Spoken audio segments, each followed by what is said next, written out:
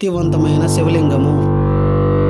శ్రావణ మాసం శుక్ల పంచమి రోజున దీనినే నాగపంచమిని కూడా అంటారు. నాగపంచమికి ముందు రోజు నుంచి ఈ బావిలో నీటిని మోటార్ల ద్వారా తీసివేసి ఇక్కడ ఉన్నటువంటి మహిమాన్వితమైన శివలింగానికి అభిషేకాలు, పూజా కార్యక్రమం చేస్తారు. ఒకసారి పూజా కార్యక్రమం ముగిసిన తర్వాత తిరిగి ఈ బావి నీటితో నిండిపోతుంది.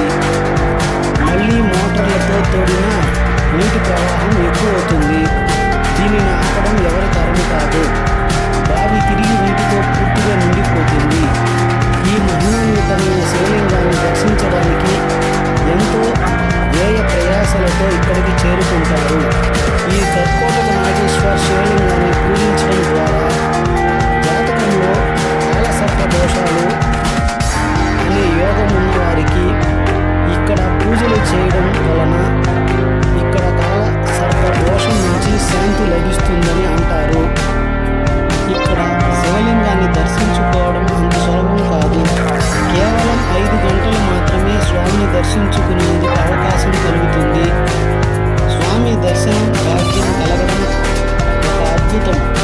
ఎంతో అదృష్టం ఉంటే తప్ప ఈ కర్కోటక నాగేశ్వర స్వామి దర్శన భాగ్యం కలగదు. ఈ బావిలో పూర్తిగా సంవత్సరం పొడవునా నీటితో మునిగి ఉన్నటువంటి ఈ శివలింగము స్వామి ఆశీస్సులు మన మీద ఉన్నందువలనే మనకు స్వామి దర్శన భాగ్యం కలిగింది. ఓం నమో కాశీ విశ్వనాథాయ.